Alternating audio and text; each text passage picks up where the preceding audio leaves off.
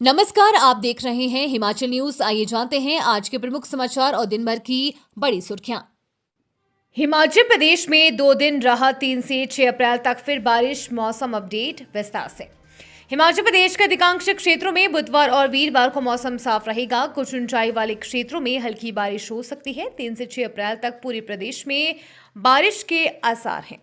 पश्चिमी विक्षोभ की सक्रियता से कई जगह अंधड़ और ओलावृष्टि का येलो अलर्ट भी जारी हुआ है। मंगलवार को राजधानी शिमला सहित सभी क्षेत्रों में धूप खिली। मंगलवार शाम कुल्लू के सैंज में ओलावृष्टि हुई। धर्मशाला में देर रात बारिश हुई। मौसम विज्ञान केंद्र शिमला के अनुसार 2 अप्रैल की रात से प्रदेश में पश्चिमी विक्षोभ सक्रिय होगा। इसके प्रभाव से ऊना, बिलासपुर, हमीरपुर और चंबा के कई क्षेत्रों में बारिश और अंधड़ का पूर्वानुमान है। अन्य जिलों में बारिश और अंधड़ के साथ ओलावृष्टि होने की संभावना भी है। बुधवार और वीरवार को मौसम साफ रहने से तापमान में बढ़ोतरी दर्ज होने का पूर्वानुमान है। हिमाचल असिस्टेंट स्टाफ नर्स भर्ती के लिए पुरुष भी कर सकेंगे आवेदन। आयु सीमा भी बढ़ी। राज्य चयन आयोग ने असिस्टेंट स्टाफ नर्स यानी कि एलोपैथी की भर्ती प्रक्रिया में बड़ा बदलाव किया है। अब असिस्टेंट स्टाफ नर्स की भर्ती के लिए महिला के साथ पुरुष अभ्यर्थी भी आवेदन कर सकते हैं। आवेदन लिंक बुधवार सुबह 10 बजे खुलेगा और 14 अप्रैल की रात 11:59 पर बंद हो जाएगा। आवेदन के लिए निर्धारित आयु सीमा में भी बदलाव किया गया है। पहले विज्ञापन में न्यूनतम और अधिकतम आयु सीमा 21 और 32 वर्ष निर्धारित की गई थी, लेकिन अब अधिकतम आयु सीमा बढ़ाकर 45 वर्ष कर दी गई है। अनुसूचित जाति, जनजाति और अन्य श्रेणियों के लिए आयु सीमा में 5 वर्ष की छूट रहेगी। सहायक स्टाफ नर्स के 312 पदों के लिए आवेदन 12 दिसंबर 2025 से 16 जनवरी तक आमंत्रित किए गए थे। आयोग के सचिव विक्रम महाजन ने बताया कि आयु सीमा में बदलाव किया गया है। वहीं अब पुरुष उम्मीदवार भी इन पदों के लिए आवेदन कर सकते हैं।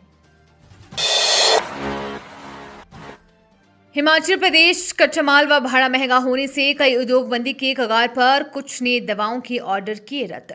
हिमाचल प्रदेश के सबसे बड़े औद्योगिक क्षेत्र बीबीएन में कच्चे माल के दाम बढ़ने, कुछ सामान नहीं मिलने, माल भाड़ा महंगा होने से कई उद्योग बंदी की कगार पर हैं। कई छोटे उद्योग 15-15 दिन का शटडाउन कर रहे हैं। कच्चे माल के दाम इतने बढ़ गए हैं कि दवा उद्योग सिर्फ सरकार के ऑर्डर को पूरा कर रहे हैं, पब्लिक के ऑर्डर को इनकार कर रहे हैं। पैकिंग मटेरियल के दामों में भी उछाल आ गया है। प्लास्टिक दाना का दाम 2 गुना से ज्यादा हो गया है। पहले 80 रुपए किलो था, अब ये 190 रुपए किलो हो गया है। ऐसे प्लास्टिक बोतलों के दाम भी डबल हो गए हैं। एल्यूमिनियम फॉयल के दाम भी 400 से बढ़कर 550 रुपए हो गए हैं। पैकिंग का सामान 2 गुना हो गया है। गत्ते में 40% तक तेजी आई है। पीवीसी 115 से 170 रुपए हो गई है। दवा उद्योगों के कच्चे माल में 30 से 50% तक बढ़ोतरी हुई है।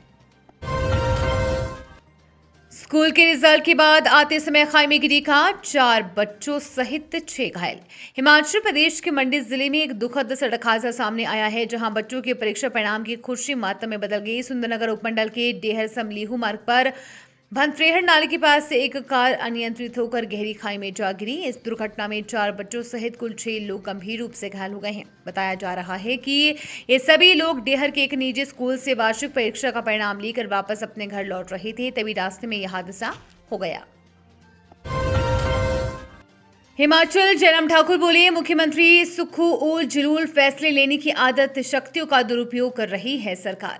हिमाचल प्रदेश विधानसभा के बाहर पंचायत चुनाव के रोस्टर में किए गए बदलावों को लेकर भाजपा विधायक दल ने नेता प्रतिपक्ष एवं पूर्व मुख्यमंत्री जयराम ठाकुर की अगुवाई में जोरदार प्रदर्शन किया और सरकार की कार्यप्रणाली पर कड़े सवाल उठाए।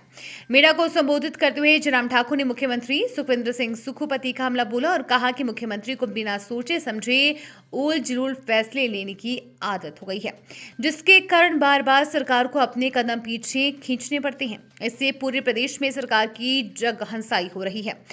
सदन के भीतर और बाहर उपजे इस विवाद की मुख्य जड़ राज्य सरकार द्वारा जिलों के उपायुक्तों को रोस्टर में 5% तक बदलाव करने की दी गई छूट है, जिसे विपक्ष लोकतंत्र के साथ खिलवाड़ मानता है। जयराम ठाकुर ने स्पष्ट किया कि नए नियमों के तहत ग्राम पंचायतों के वार्ड सदस्यों, प्रधानों और पंचायत समिति अध्यक्षों के आरक्षण रोस्टर में फेरबदल का जो अधिकतर उपायुक्तों को दिया गया है, वो सीधे तौर पर सत्ता का दुरुपयोग है, ताकि कांग्रेस अपने चहेते कार्यकर्ताओं को लाभ पहुंचा सके।